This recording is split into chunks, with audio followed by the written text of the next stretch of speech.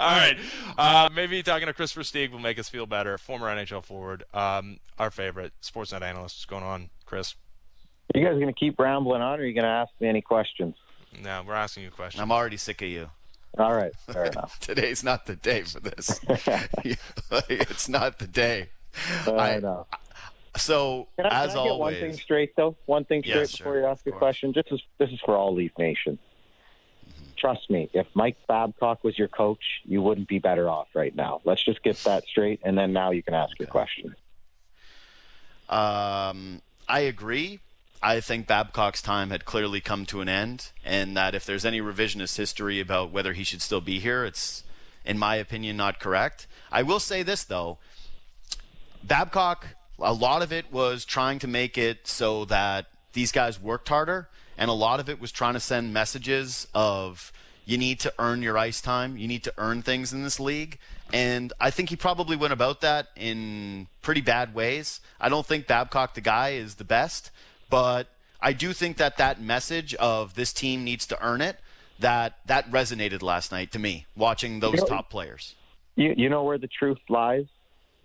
Is somewhere in between. Somewhere in between Babs and somewhere in between Keefe. That's where it lies. It was clear, right? Like, watching how you handle matchups as a coach last night and throughout the entire series. Why? Like, I understand you're comfortable, Austin, playing against Danault every shift, and we're not scared of you. But guess what? That's just not how it goes in the playoffs. Those third lines, I know they have them as the first line, but whatever. They don't even care about scoring. They scored that goal, I get it, but their only goal is to not let Austin score and not let Mitch score, and they'll do whatever. They were taking those so-called 1-minute penalties all over the ice on those guys. They weren't letting them skate anywhere, and Keefe was fine just going back against them head-to-head every time. I'm like, get creative. The playoffs are about creating different matchups. You have to have, like, you start in that third period. Why do you start them head-to-head?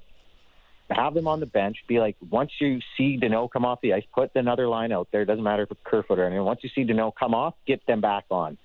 Like, just be smart about that. So there's those things throughout the playoffs really infuriated me, is just not getting away from certain matchups that weren't working, being stubborn, going at it time and time again. Certain guys ice time, free Spezza. I just bought a shirt. Yeah. I might as well make one. And it's like the power play. Like, I don't know how many more times we could go over this over 3 months. 12 for 110 since March 1st. 12 for 110. That's impossible. Well, and oh man, so like watching the power play, we talk about consistently. It's about quick puck movement. If you watch a quick puck movement, but from the right areas of the ice, that's the other key. And that all starts with that top guy. It all starts with the D-man up top, who's walking the blue line, who's creating lanes. And Morgan was okay at that at the start of the year, but once teams started to figure it out, it started to become stagnant, and then Marner got stagnant on the one side, and then Austin was getting stagnant. And what Austin was tending to do is he'd leak all the way down to the dot or below the dot, and then that gives bad angles. He's got to be up near the top of the circles. Do you ever see, unless the puck's below the side of Backstrom going down low, do you ever see Ovi on the court, you know what I mean, on the bottom dot, sorry? Like when he's getting a one-timer from Carlson up top, he's on the top of the circle giving a good lane. So, and I mean, obviously Austin knows way more how to score than me. But what that tells me, it's not Austin. It tells me what's Malhotra doing with the power play. Is he not giving them like, hey, you got to be here? Like, I know you want to leak down, you want to get closer to the net, but this is where your one-timer's coming from. So it's just things like that kept coming in, and then you look at personnel. I like Jumbo if you were going to put him in front of the net. But why is Jumbo a bumper guy at the start? Jumbo's not a guy who's going to shoot from the slot, right? He got to be near the net now. He's still got pretty good hands and close. He's smart. But put guys in positions to where their strengths are going to be, and if there's no one there, then put the best player there. So there's a lot of questions, but again, it always came back to power play. Three things for me. Power play. I'm rambling on, boys. Do you want me to keep going? No, well, I'll just say this, man. I'll jump in right here for a second, which is the way that I look at this series in terms of like now we're doing the postmortem, right? That's this show. We're breaking down what went wrong, where they go from here. And if I'm looking at the things that went wrong, to me, number one is Marner Matthews. And we can talk about the positions that they weren't put in or that they should have been in the power play and whatever. Ultimately, those two guys make $22 million combined. And if you can't score against Phil Deneau, like if we're talking about other series, just look at what Pasternak's doing against the Islanders. Do we think that the Habs are a better defensive team than the Islanders are? Like, are they the toughest team to play against? Sure, Deneau deserves credit, and we do this a lot when it's through the prism of a fan base where you say everything's somebody's fault and it's never anybody's credit. So they do deserve credit for slowing down Matthews and, well, shutting down Matthews and Marner. But ultimately, big game players, like your Blackhawks teams, you think that Taves and Kane are getting shut down by Phil Deneau? Like, you think that they're going to get one goal between them over the course of 7 games? I don't think so, man.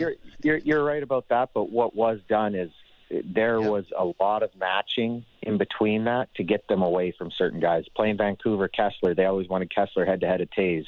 You know, but what they would do is they'd make sure Hossa was against Kessler every moment. They'd make sure Taves was against their third line even, you know, whether it be Wellwood or other guys, and they'd have our line against the Sedins, you know, just to make sure. And all we were told to do against the Sedins, me, Bolin, and Ladd, don't try to do anything offensively until you get it in their zone, but just makes that every time you get it over your own blue line, it's basically like a goal, you know?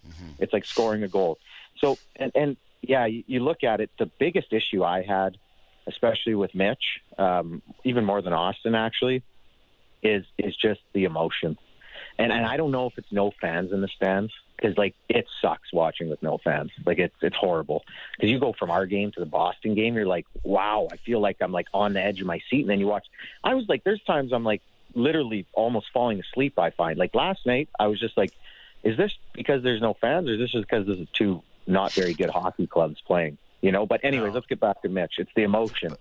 You watch McKinnon, start of a game. He engages a guy off a face-off. Rantanen engages guys off face-offs. They're in scrums. You don't need to be punching guys in the head, but after there's a scrum, they just skate away from the pile. And I'm not, and I get doing that during the regular season because you can't fight that fight every pile, 82 games or 56. But get in there, get emotionally engaged, because you can't rely on getting a point to get you emotionally connected to the game. You know, points don't come that easy in the playoffs. So the best players, they find ways to get emotionally triggered without getting points in the playoffs. And that's the thing with 16 that I thought lacked hands down over anything. It's just emotional engagement of the game. And what do you do with that? Like, what are we supposed to do with that information? Because I think we all saw it, right? And yes, he's sad after the game. Naturally, he wanted to. But he was sad going into the game, and he was frustrated going into the game. Because he's not emotionally engaged, he cares like crazy. Of course he cares. Sure. But because I'm saying he's not emotionally connected doesn't mean he doesn't care. What I mean is it's getting ticked off. It's just finding a way to get your brain to that extra level. And that's what like Kane would do. That's what Taves would do. That's what I played with Doughty. They just like from the second the puck dropped, they were triggered. It was like wires are touching, you know? And it's like regular season, they don't go there. They won't go there because you can't play like that all year. But the playoffs come and they find ways to mentally get there. And that's what the playoffs are about. Who can mentally and emotionally get to that next level and get on the level that the other guys can't get to, and obviously I think your play takes over from there.